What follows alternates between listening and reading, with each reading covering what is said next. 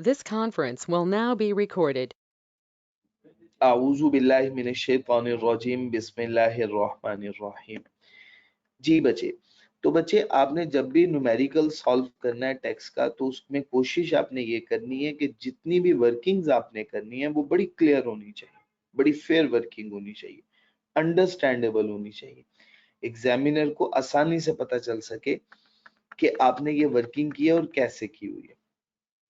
अच्छा बच्चे, नॉर्मली कहा जाता है कि जब भी आपने पेपर सॉल्व करना है, जैसे फॉर एग्जांपल आपके पास उसकी कैलकुलेशन के लिए मैं आपको तरीका समझाने लगा हूं, जरा तवज्जो कीजिएगा। आपके पास टोटल 3 आवर्स है और प्लस 15 मिनट्स होते हैं, वो रीडिंग टाइम होता है। उसमें आपने सॉल्व कुछ नहीं करना होता, आपने सिर्फ पेपर को पढ़ सकते हैं, सॉल्व नहीं करना है। ये टाइम कहलाता है रीडिंग टाइम। अब रीडिंग टाइम में पूरा पेपर पढ़ने बैठ जाए ये तो मुश्किल हो जाती है। आप क्या करेंगे, रीडिंग टाइम को कैसे यूटिलाइज करेंगे? इस रीडिंग टाइम में आपने सिर्फ स्किम करना है कि कौन कौन से टॉपिक एग्जामिनर ने टेस्ट किए होंगे। जल्दी से क्विकली स्किम करना है। इसमें आपने 3 से 4 मिनट के अंदर, 5 मिनट मैक्सिमम हम लगा देते हैं जी। अंडरलाइन भी कर सकते हैं, हाईलाइट भी कर सकते हैं, टिक भी कर सकते हैं, बट आपने आंसर स्क्रिप्ट में लिखना नहीं है, मना है। अच्छा, जैसे ही आपने स्किम कर लिया, आपको पता चल गया कि पूरे पेपर में इस टॉपिक में से एग्जामिनर ने ये क्वेश्चन पूछा होगा। अब आपके पास 10 मिनट बाकी हैं, आपने जो क्वेश्चन फर्स्ट अटेम्प्ट करना है आप उसके बारे में अच्छे तरीके से अंडरस्टैंडिंग लो। लेट्स सपोज एक 15 नंबर का पेपर है जो टेक्स्ट ट्रीटमेंट के हवाले से है या स्ट्रेट फॉरवर्ड रिटेंशन बेस है। आप माइंड में उसका प्लान बनाना शुरू कर दो कि मैं जब इसको लिखना शुरू करूंगा तो मैं इसके अंदर ये लिखूंगा, ये बात लिखूंगा, ये बात लिखूंगा। आपका स्केच बन जाए, प्लान बन जाए। जैसे ही आपको एग्जामिनर इन्विजिलेटर कहे कि जी आपका टाइम स्टार्ट हो गया, अब now you can solve your paper, तो आपने साथ ही वो लिखना शुरू कर देना वो क्वेश्चन। अब आपको सोचना नहीं है उसके ऊपर, क्योंकि आप पहले से ही 10 मिनट यूटिलाइज करके अपना प्लान बना चुके होगे। अगर आप पूरे का पूरा पेपर, हर पेपर के हर क्वेश्चन को अंडरलाइन करने बैठ जाओगे तो ये 15 मिनट्स आप वेस्ट कर जाओगे पूरे के पूरे। ठीक हो गया? अच्छा, अब इसके अलावा एक और बात सुनिए। आपके पास है टोटल 3 आवर्स जिसमें आपने पेपर सॉल्व करना है। 1 आवर में मिनट्स होते हैं टोटल 60। अब टोटल 180 मिनट्स हैं आपके पास मौजूद।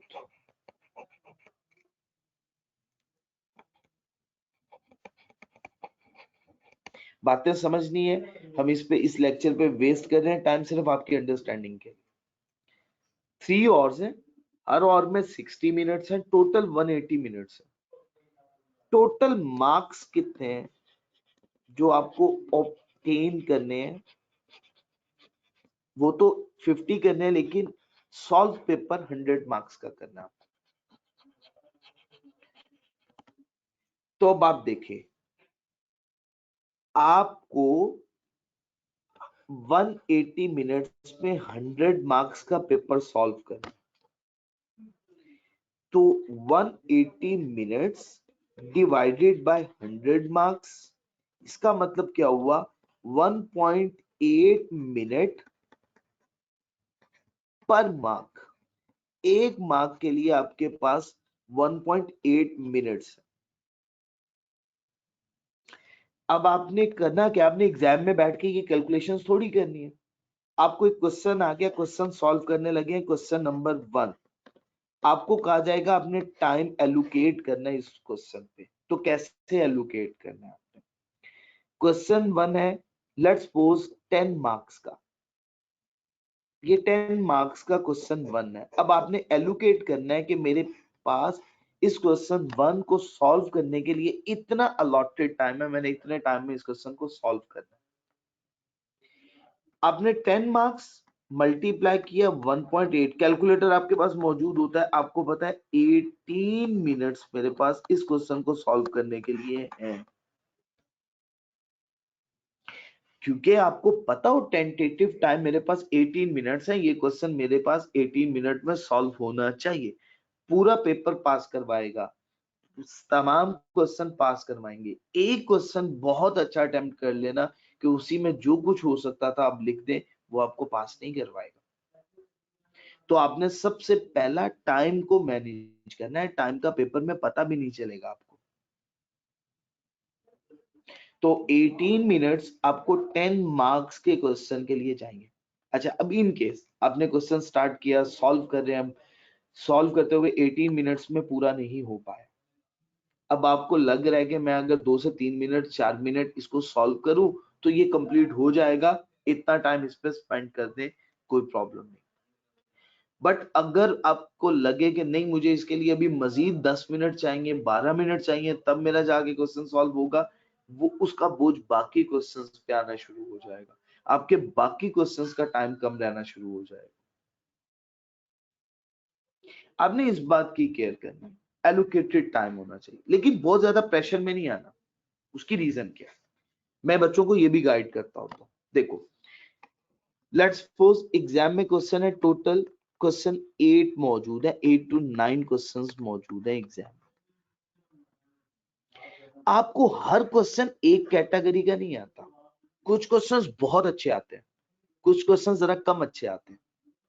अब हम कहें कि हर क्वेश्चन के लिए 1.8 मिनट्स स्पेंड करना, वो तो नहीं है। कुछ क्वेश्चन तो इतने अच्छे आते ही नहीं है, उनको तो हम शायद 1.5 मिनट काफी होगा उनके लिए टाइम, या 1.2 मिनट उनके लिए काफी होगा, क्योंकि हम उसमें तो बहुत ज्यादा लिख ही नहीं पाएंगे। अब उसके लिए भी 1.8 मिनट हम स्पेंड कर रहे हैं, तो फिर हमारे लिए प्रॉब्लम हो जाएगी। तो जो क्वेश्चंस बहुत अच्छे आते हैं उनको ज्यादा अच्छा अटेम्प्ट कर ले। तो उसी के लिए मैंने आपसे कहा है कि 18 मिनट्स आपने अलॉट इतना ही करना है टाइम। इनिशियली अगर आप पहले क्वेश्चन रखेंगे तो फिर आपके लिए प्रॉब्लम हो जाएगी। आपने 18 मिनट्स का टाइम अलॉट कर दिया, आपको लग रहा है कि मैं 3 to 4 मिनट्स 5 मिनट्स स्पेंड करूंगा, ये क्वेश्चन मेरा फुल फ्लेज अटेम्प्ट हो जाएगा, go for it, otherwise skip कर। जिस स्टेज पे है वहीं पे छोड़े, अगला क्वेश्चन सॉल्व करना शुरू कर दें। अगर टाइम स्पेंड, इसके लिए थोड़ी सी स्पेस दे दें, अगर टाइम बच गया दोबारा इस क्वेश्चन पे वापस आइएगा, इसको मुकम्मल कर लीजिएगा। But don't try to waste your time on a single one question, कि एक ही क्वेश्चन के ऊपर अपना वक्त जाए किए जाए, ऐसा मत कीजिएगा।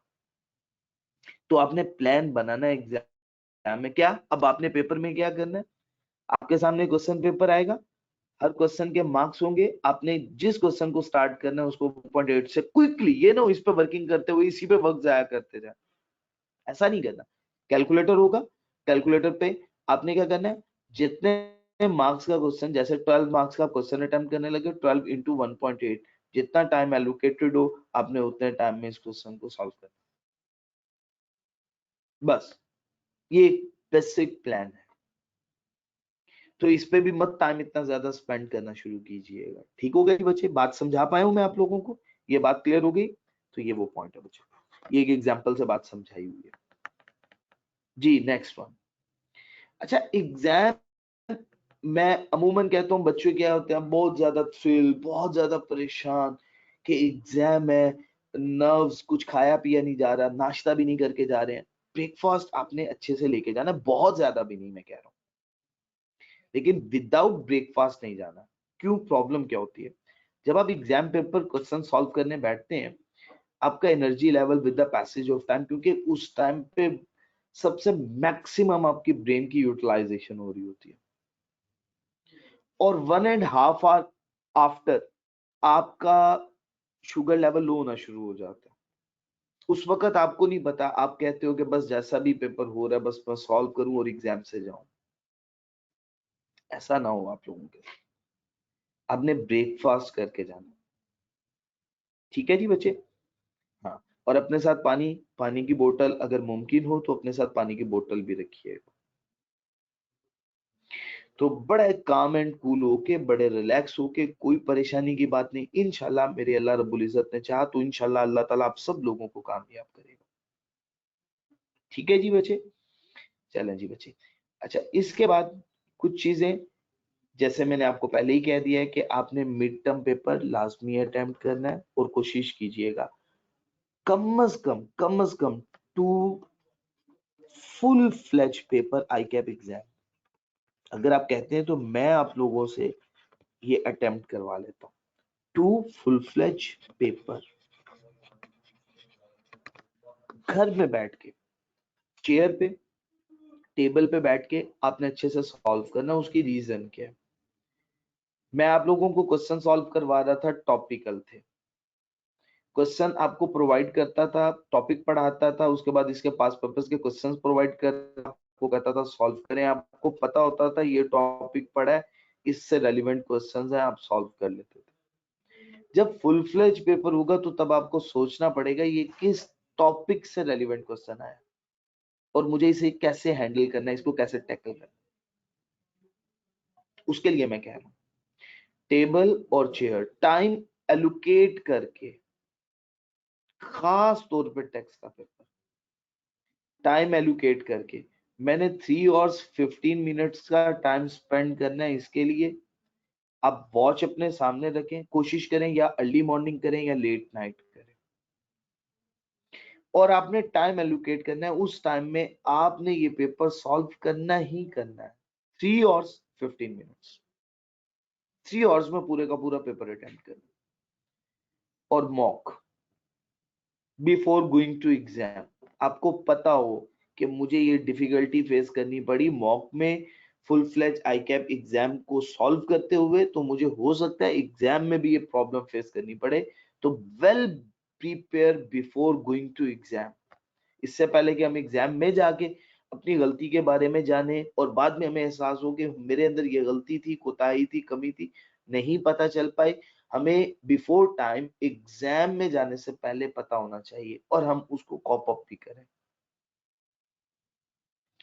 अच्छा, ये सीक्वेंस स्ट्रिक्टली फॉलो करने की जरूरत नहीं है, ये सिर्फ आपकी अंडरस्टैंडिंग के लिए मैं जल्दी से बता देता हूँ। वो क्वेश्चन जो बहुत ही स्ट्रेट फॉरवर्ड क्वेश्चन होते हैं उनको कोशिश कीजिएगा पहले अटेम्प्ट करने की, लेकिन आप याद रखिएगा जो क्वेश्चंस आपको सबसे अच्छे आते हैं उन्हें सबसे पहले अटेम्प्ट करना है।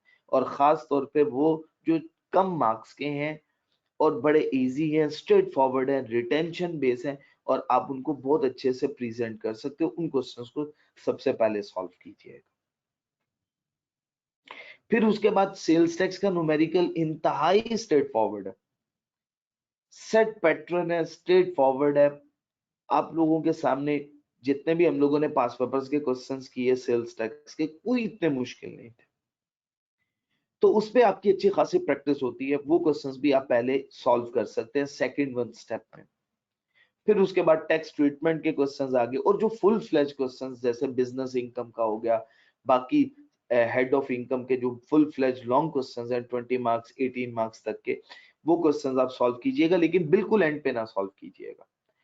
सबसे एंड पे सॉल्व करते हैं ना तो वो क्वेश्चन रह जाता है। कुछ क्वेश्चंस ऐसे होते हैं कि जिनको अगर हम फर्स्ट पे स्टार्ट करें तो वो हमारा पेपर खराब कर देते हैं, और अगर हम सबसे एंड पे आए तो वो हमारा क्वेश्चन ही खराब हो जाता है।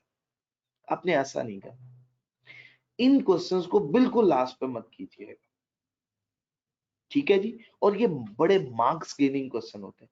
अब ऐसा नहीं है कि आपको सेल्स टैक्स का न्यूमेरिकल बहुत अच्छा आता है, एग्जाम में आप पहुंचे हो तो आप लोगों को पता है और मैंने कहा कि नहीं पहले आपने वो सॉल्व करना है तो आप उनको सॉल्व करने बैठ जाए, ऐसा ना कीजिएगा।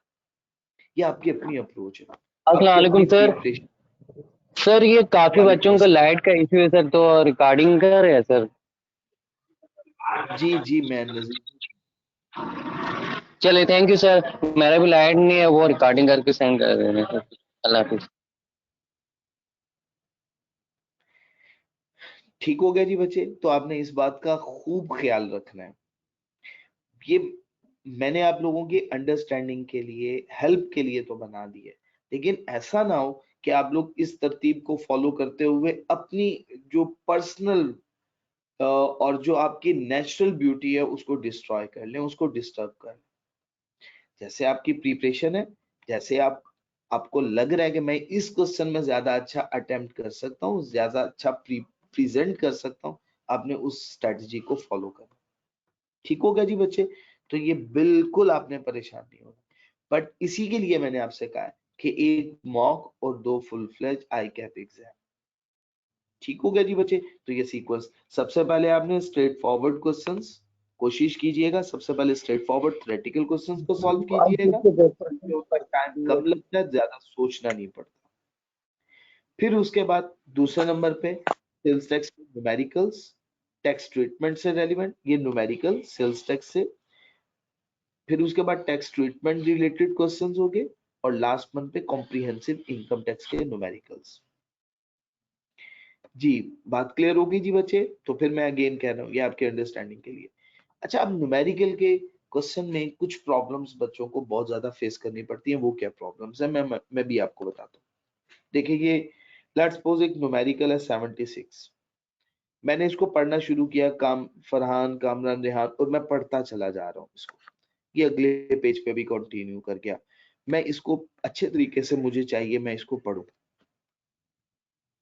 अच्छा, जब भी न्यूमेरिकल पढ़ना शुरू करें तो सबसे पहले आप उसकी रिक्वायरमेंट पढ़ लिया करें, फिर न्यूमेरिकल पूरे का पूरा पढ़ना शुरू करें, ताकि आपको पता हो कि आपने इस न्यूमेरिकल में फाइंड क्या करना है। उससे रेलिवेंट आप सॉर्टिंग भी साथ साथ करते जाएं। ये ना हो पहले न्यूमेरिकल पूरे का पूरा पढ़ें, फिर बाद में रिक्वायरमेंट पढ़ें, और एट द एंड आपको पता चले कि आपको ये कैलकुलेट करना है और उसकी सॉर्टिंग तो बाद में फिर दोबारा पढ़ के आपको करनी पड़ेगी। एक और बड़ी प्रॉब्लम बच्चों के अंदर देखी गई है, वो जल्दी से न्यूमेरिकल को क्विकली गो थ्रू करते हैं, देखते हैं, सॉल्व करना शुरू करते हैं। जैसे ही सॉल्व करना शुरू करते हैं, फिर दोबारा वापस न्यूमेरिकल की रीडिंग पे आ जाते हैं, क्योंकि रीडिंग तो अच्छे से की नहीं हुई होती उन्होंने। अगेन एंड अगेन मूव कर रहे होते हैं, उसमें बहुत ज्यादा उनका वक्त जाया हो जाता है। अब टोटल एलोकेटेड टाइम उसमें से 15, 10 to 15 और 20 मिनट्स, इवन दो इतना टाइम भी आप स्पेंड कर सकते हैं उसकी अच्छी रीडिंग में। तो सबसे पहला काम आपने ये करना है, कम से कम 15 से 20% टाइम, ये मैं बहुत ज्यादा कह रहा हूँ आपको सिर्फ समझाते हुए, हो सकता है किसी को कम टाइम भी चाहिए। आपने इसको स्ट्रिक्टली फॉलो नहीं करना, ये सिर्फ अंडरस्टैंडिंग के लिए। हो सकता है कुछ बहुत क्विकली रीडर होते हैं, जल्दी से रीडिंग कर लेते हैं, कुछ जरा स्लो रीडर होते हैं।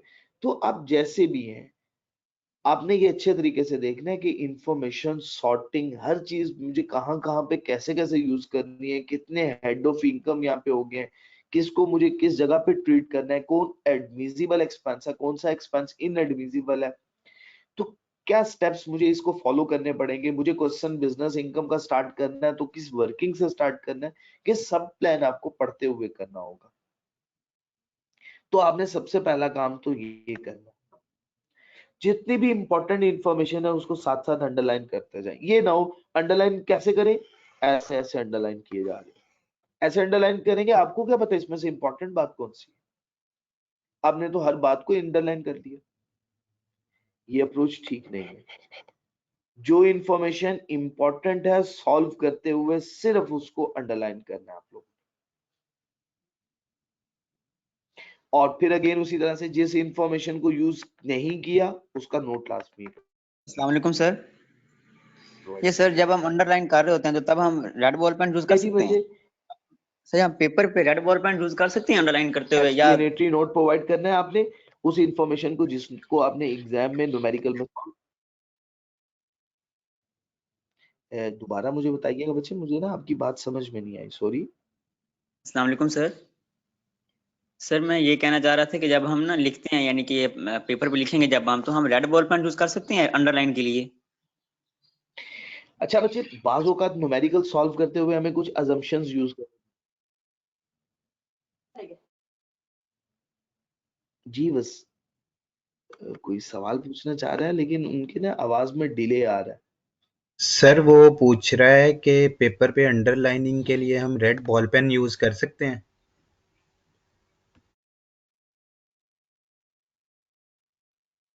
लिए आपको चाहिए सिर्फ ब्लैक बॉल पेन यूज करें और कोई बॉल पेन यूज ना करें, ठीक है, वो आपको मना कर देते हैं, ठीक है। तो ये बात एक ख्याल रखें, लेकिन आप कर सकते हैं, ये लेड पेंसिल भी आप यूज कर सकते हो अपने पेपर पे, लेकिन बेटर है कि आप ब्लैक बॉल पेन यूज करें, ठीक है जी। अच्छा बच्चे, अगर कोई इंफॉर्मेशन आपको क्लियर नहीं है, आप उसके लिए अजम्पशन यूज करते हैं। अब जैसे फॉर एग्जांपल आपको एक क्वेश्चन आ गया न्यूमेरिकल, उसमें लिखा हुआ है जी मिस्टर आफाक। अब आपको नहीं पता ये रेजिडेंट है या नॉन रेजिडेंट है, आपको नहीं पता। आप मुझे बताएं, आपको अज्यूम करना पड़ेगा कि मिस्टर आफाक साहब रेजिडेंट है या नॉन रेजिडेंट। कौन सी अजम्पशन लेंगे कि ये रेजिडेंट है? अजम्पशन है ना आपकी, आपकी अजम्पशन पॉजिटिव होगी। अब क्वेश्चन आ गया कि ईयर एंड है 2022, आपको नहीं पता नॉर्मल टैक्स ईयर है स्पेशल टैक्स ईयर है, कौन सी अजम्पशन है? ये नॉर्मल टैक्स ईयर है। स्पेशल होता तो एंडिंग डेट हमें स्पेसिफिकली मेंशन कर। तो क्वेश्चन सॉल्व करते हुए हमें क्या करना है, कुछ अजम्पशंस यूज करनी है, बट आपने याद रखना है आपकी अजम्पशन हमेशा कौन सी होनी चाहिए? पॉजिटिव अजम्पशन होनी चाहिए। नेगेटिव अजम्पशन आपने यूज नहीं करनी। आपने ये नहीं अज्यूम कर लेना कि मिस्टर आफाक साहब नॉन रेजिडेंट है। जैसे फॉर एग्जांपल सैलरी का न्यूमेरिकल आया और उसमें लिखा हुआ है मेडिकल फैसिलिटी, और उसमें 3 कंडीशंस की बेसिस के ऊपर वो एग्जम्प्ट होती है एज पर एम्प्लॉयमेंट कॉन्ट्रैक्ट। तो क्या अजम्पशन लेंगे कि वो एज पर एम्प्लॉयमेंट कॉन्ट्रैक्ट ही है? Positive assumption. ठीक हो गया जी बच्चे। न्यूमेरिकल सॉल्व करते हुए जैसा कि मैंने पहले ही कहा, आप किसी पॉइंट पे फंस गए हैं, ट्रैप हो गए हुए हैं, आपको समझ ही नहीं आ रही इस पॉइंट की, मैं इसको कैसा सॉल्व कर दूं, उसको स्किप कर दो, छोड़ दो उस पॉइंट। उस पॉइंट ने पास नहीं करवाना, पूरे पेपर ने गलत सॉल्व करने से भी बेहतर है उस पॉइंट को स्किप कर दो। ठीक है। और अगर आपको लग रहा है अब 2 एडजस्टमेंट्स हैं, आपको क्लोज क्लोज लग रहा है कि मुझे लग रहा है ये एडजस्टमेंट है, तो फिर सॉल्व कर दो। लेकिन फजूल में कुछ पता ही नहीं है, बिल्कुल गेस वर्क, वो नहीं अच्छी अप्रोच।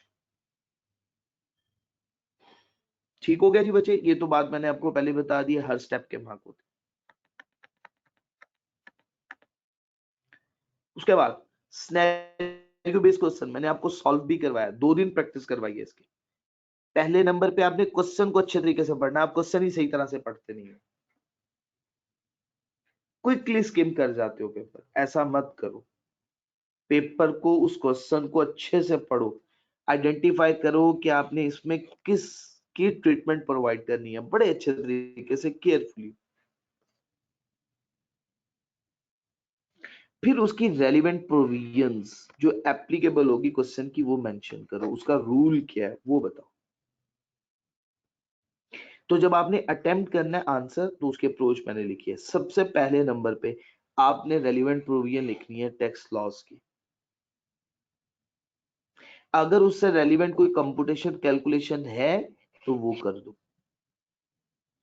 थर्ड वन पे डिसीजन आपने प्रोवाइड करना है, रिलेट करते हुए उस प्रोविजन के साथ इस सिचुएशन को। इसको समटाइम मैं 4th स्टेप भी बना देता हूँ। फर्स्ट वन स्टेप में प्रोविजन लिखना, सेकंड वन स्टेप में कैलकुलेशन करना, third one step 1 2 3 and 4, third one step में relate the situation with the provision. और मैंने आपको बताया था कि ये 4th और थर्ड वन स्टेप मैंने फिजिकल क्लासेस में भी आपको समझाया था, थर्ड एंड फोर्थ कंबाइन कर देता हूं मैं।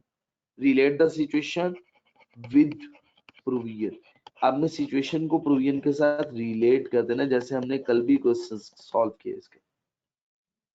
और एट द एंड आपने डिसीजन प्रोवाइड कर देना, कंक्लूजन। याद रखना एग्जामिनर ने बड़े नेगेटिवली कमेंट्स दिए हुए कि बच्चे सिर्फ डिसीजन प्रोवाइड करके आते हैं, कंक्लूड करके आते हैं। आपसे पूछा गया कि एक्सपेंस एडमिसिबल है या इनएडमिसिबल, जैसे provision for bad debts, admissible inadmissible, आपने कहा इनएडमिसिबल, बात खत्म।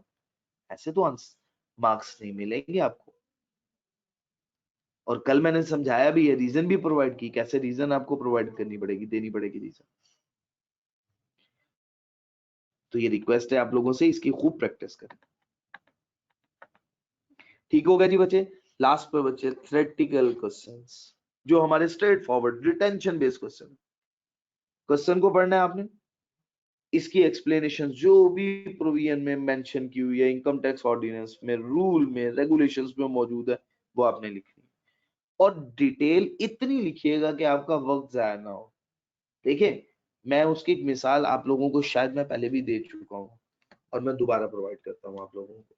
आप किसी दुकानदार के पास जाते हैं और दुकानदार से जाके कहते हैं, दुकानदार भैया मुझे शुगर प्रोवाइड कर दो, और उसे आप 500 रुपीज दे रहे हैं। आपके पास उससे ज्यादा पैसे मौजूद नहीं है, तो वो आपको जितनी चाहे दे डालता ही चला जा रहा है और आपको दिए जा रहा है, शॉपिंग बैग भरता चला जा रहा है। ऐसा तो मुमकिन नहीं है, आपके पास इससे ज्यादा तो देने के लिए कुछ नहीं है। अब आप क्या अटेम्प्ट कर रहे हो, आप 15 मार्क्स का क्वेश्चन अटेम्प्ट कर रहे हो और उसमें आप इंफॉर्मेशन दे रहे हो 40 मार्क्स तक की। भाई एग्जामिनर के पास तो 15 से ज्यादा पैसे ही नहीं है आपको देने के लिए, मार्क्स ही नहीं है देने के लिए। How is it possible, how could you imagine कि वो आपको इसके 40 मार्क्स प्रोवाइड कर दे। आपको 15 मार्क्स के इक्विवेलेंट इंफॉर्मेशन उसको प्रोवाइड करनी है। उसके पास तो इससे ज्यादा नहीं है मार्क्स, वो कैसे दे सकता है आपको इससे ज्यादा मार्क्स। तो आप अपना टाइम वक्त मत जाया कीजिएगा उन क्वेश्चंस को लेके जो आपको बड़े फेवरेट है, आपके बड़े इंटरेस्टिंग है, और उनको लिखना शुरू किया और लिखते ही चले जा रहे हैं कि मुझे ये भी आता है, मुझे ये कॉन्सेप्ट भी आता है, मेरे से ये ऐसे पूछना चाहिए था। ऐसा मत कीजिएगा, ठीक है जी बच्चे। हर क्वेश्चन को आपने उसकी इम्पोर्टेंट, उसके मार्क्स के लिहाज से टाइम स्पेंड करना है उसमें। तो जी बच्चे, बातें क्लियर करता हूँ। कोई सवाल पूछना चाहते हो, कोई कंफ्यूजन है आप लोगों को किसी भी तरह की, तो आप लोग मेरे से पूछ सकते हो। आप लोगों से रिक्वेस्ट है, मॉक लाजमी अटेम्प्ट कीजिएगा, ठीक है जी बच्चे। सभी लोग कीजिएगा। और आईकेप के लास्ट 2 पेपर्स लाजमी आप फुल फ्लेज क्वेश्चन अब बैठ जाए, प्लान बना लें, कल हमने लाजमी अटेम्प्ट करना है। क्या होगा, 70 मार्क्स तक का अच्छा अटेम्प्ट हो जाएगा, पता तो चल जाएगा ना अपने बारे में, अपनी डेफिशिएंसी के बारे में, अपनी बारे में असेसमेंट तो हो जाएगी। तो कोशिश करके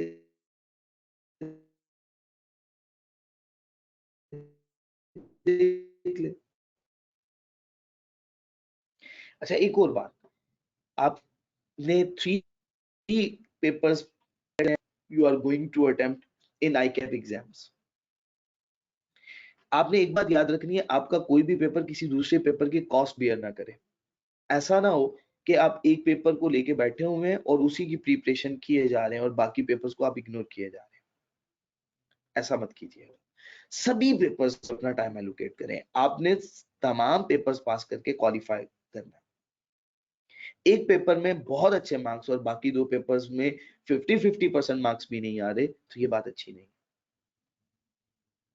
आपने सभी पेपर्स में बहुत अच्छा परफॉर्म करना और सभी पेपर्स में आपके अप टू स्टैंडर्ड मार्क्स होने चाहिए, जो आपके क्वालिफाई करने के लिए ज्यादा जरूरी है,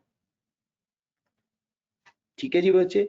तो बहुत ज्यादा स्ट्रेस भी नहीं लेना, बहुत रिलैक्स होके बहुत अच्छे से पढ़ लिया और बस तवज्जो के साथ अच्छे तरीके से साथ साथ अब जितना भी है टाइम आपके पास रह गया उसको यूटिलाइज करें, वक्त करें। हमारे पास बहुत ज्यादा सोशल मीडिया मौजूद है जो हमारा वक्त जाया कर रहा है, तबाह बर्बाद कर रहा है।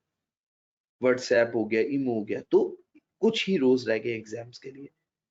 स्किप कर दो इन तमाम एक्टिविटीज को। फेसबुक बिल्कुल स्किप कर दो इन एक्टिविटीज और सिर्फ फोकस करो अपनी स्टडी की तरफ, अपनी पढ़ाई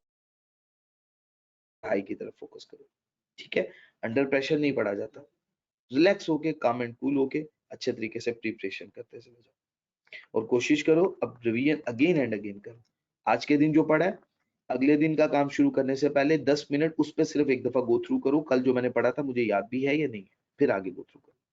जैसे सैलरी, पहले 10 चैप्टर आपको बहुत अच्छे तैयार होके होंगे, क्या करो डेली बेसिस पे 10 मिनट में उन्हें स्किम किया करो, जल्दी फास्टली हाफ एन आवर के अंदर स्किम कर दिया करो, एक दफा गो थ्रू कर दिया करो। इस चैप्टर में ये 4 बातें हैं, ये भी आती है मुझे, ये भी आती है, इसके पास पेपर के क्वेश्चन में कौन सा रिवीजन लेवल क्वेश्चन है, मैं कोशिश करूंगा उसकी भी लिस्ट बना के आप लोगों के साथ शेयर करूं। ये समरी भी मैं आपके साथ शेयर कर दूंगा, कुछ नहीं, ठीक है जी। अल्लाह ताला आप सब लोगों का हामी और नासिर होगा। इंशाल्लाह इंशाल्लाह अल्लाह रब्बुल इज्जत आपको जरूर कामयाब करेंगे इंशाल्लाह। ठीक है जी बच्चे, ठीक है, चले जी, अल्लाह ताला आपको खुश रखे। मुझे आज आपके साथ कुछ डिस्कस करने थे, लेकिन बहरहाल वक्त की किल्लत की वजह से हम लोग क्वेश्चन डिस्कस नहीं कर पाए। तो हम स्टार्ट करेंगे क्वेश्चन डिस्कस करना सिर्फ 2 से 3 मिनट की ब्रेक के बाद। ठीक है, मैं दोबारा रीजॉइन करूँ। सुब्हानक अल्लाहुम्मा व बिहम्दिक अशहदु अल्ला इलाहा इल्ला अंता अस्तगफिरुका व अतूबु इलैक। अस्सलामु अलैकुम व रहमतुल्लाहि व बरकातुहू।